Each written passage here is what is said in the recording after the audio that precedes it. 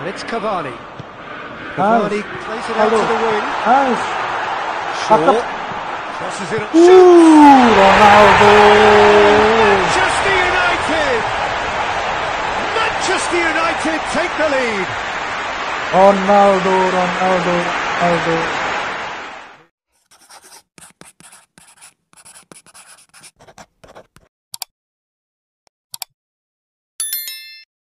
Oke teman-teman, balik lagi dengan gua Lang di channel Kere Hore Store pastinya.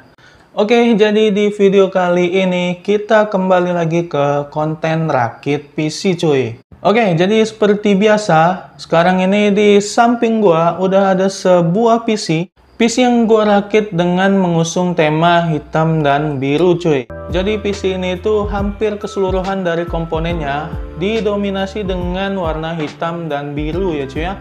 Untuk casingnya dia udah full hitam kayak gini, udah cakep banget lah ya. Apalagi ditambah dengan fan RGB yang ada di depan dan di belakangnya cuy. Jadi udah menambah nilai estetika dari PC yang satu ini.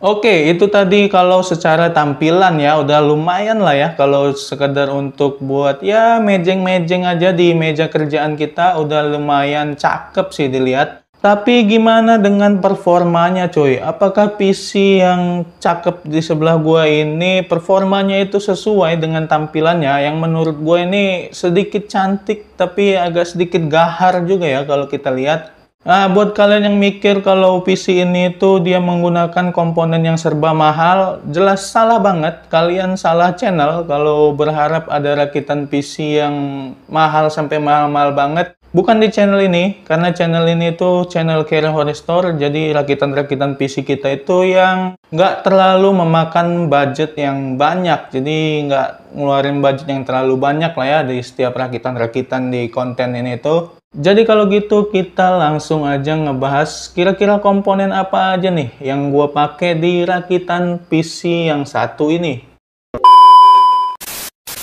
Oke, kita mulai dari motherboardnya. Jadi untuk motherboard kali ini gua kembali menggunakan motherboard dengan chipset H61 tapi dengan merek yang agak sedikit berbeda.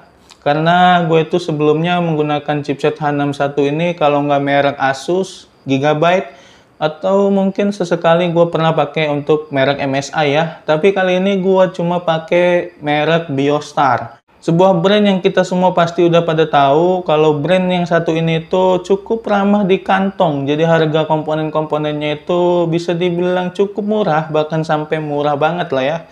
Untuk Biostar ini hampir setara dengan ASRock ya. Mereka itu adalah brand yang mengerti kantong kaum Kere Hore. Jadi untuk H61 dari Biostar ini dia cuma ada 12 slot RAM dan belum support USB 3.0 depan maupun belakang, dan ukuran mobonya ini kalau nggak ITX, mini ITX ya, kayaknya kecil banget. Jadi gua ngerakitnya agak sedikit ngakalin biar di casing ini kabelnya itu nggak terlalu kelihatan menjulang panjang-panjang atau menjalurnya itu kayak kelihatan panjang-panjang gitu cuy.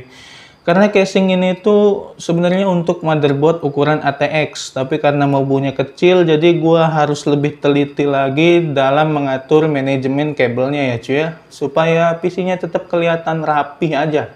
Oke, kita next lagi ke komponen selanjutnya, apalagi kalau bukan prosesornya. Untuk prosesor, kali ini gua kembali menggunakan Intel generasi ketiga. Yang kali ini gua pakai yaitu Intel Core i5 dengan seri 3470. Kita lanjut lagi ke memori RAM-nya. Oke, kalau biasanya gue itu selalu menggunakan RAM dengan konfigurasi dual channel, kali ini gue agak sedikit berbeda. Karena kali ini gue cuma menggunakan RAM 1x8 GB dengan speed 1600 MHz single channel. Alasan gue pakai single channel di episode yang kali ini, karena usernya itu pengen upgrade ke 16 GB dual channel ya.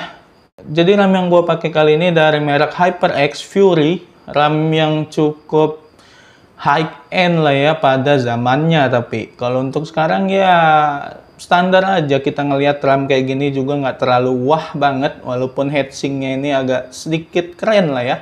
Tapi kalau untuk zaman sekarang RAM-RAM yang kayak gini ya masih banyak yang lebih bagus lagi. Kita next lagi ke part intinya. Apalagi kalau bukan GPU alias VGA card-nya. Untuk VGA-nya kali ini gua menggunakan VGA card dari Gigabyte, yaitu Gigabyte GTX 960 cuy, yang udah punya VRAM 2 GB, buswidth-nya 128 bit, dan udah bertipe memori GDDR5. Untuk bandwidth-nya, VGA ini juga udah cukup gede, bahkan ya udah dibilang cukup lah ya untuk ngangkat game-game kekinian, yaitu dengan bandwidth 112 GB per second itu sih udah cukup banget. Tapi yang jadi masalah performanya itu sebanding juga dengan daya yang dibutuhin dari VGA ini alias TDP-nya ya. VGA ini membutuhkan daya sebesar 120 watt. Dan yang direkomendasikan VGA ini minimumnya itu menggunakan PSU 450 watt cuy. Oke, kita next lagi ke storage. Untuk storage sih udah nggak perlu kita jelasin panjang-panjang karena kalian pasti udah pada tahu kalau di rakitan carry hore kayak gini gue selalu menggunakan dua buah storage. Yang pertama untuk sistem dan sisanya untuk data ya. Untuk sistemnya kali ini gue kembali menggunakan SSD dari S-Power dengan kapasitas 128 GB. Dan untuk datanya gue tambahin sebuah hard disk dari merek Seagate kali ini dengan kapasitas 500 GB. Oke, kita next lagi ke penyuplai dayanya alias si power supply-nya. Untuk PSU kali ini gua nggak mau tanggung-tanggung karena ya bisa dibilang PC ini secara keseluruhan komponennya itu memerlukan daya yang apa ya, daya yang cukup lah ya, nggak boleh kurang. Kalau lebih itu malah lebih bagus ya. Jadi gua nggak mau tanggung-tanggung untuk PC ini karena PC ini juga mau digunakan dalam jangka panjang cuy, alias ya penggunaan dalam sehari-harinya itu bisa 10-12 jam, bahkan mungkin hampir 20 jaman kata usernya. Jadi kali ini gua menggunakan sebuah power supply dengan kapasitas daya yang mencapai 600 watt dari Enermax yang udah 80 plus bronze. PSU ini udah cakep banget loh, dia juga udah flat cable pastinya, jadi bisa lebih rapi lagi kita dalam ngerakit si PC-nya ini. Nah, kita next lagi ke casing. Untuk casing kali ini gua menggunakan casing dari Aerocool Python. Ini yang versi black. Dia ini full tempered glass. Dan kerennya lagi, kita dibonusin 3 buah fan ARGB. Untuk di bagian depan berukuran 140 mm, di bagian belakangnya 12 cm. Tapi ini di bagian depannya kayak bukan 14 cm ya, bahkan hampir kayak 20 cm. Mungkin ya, mungkin 20 cm. Tapi ya nggak apa-apa lah ya. Kalau 20 cm malah lebih bagus lagi. Dan untuk ARGB-nya, dia kalau nggak salah punya 20 mode ARGB yang kita bisa setting di sini. Atau kalau mau punya support dengan RGB Sync ya, kita bisa setting pakai software cuy. Oke, jadi itu aja keseluruhan komponen yang kita pakai di rakitan kali ini.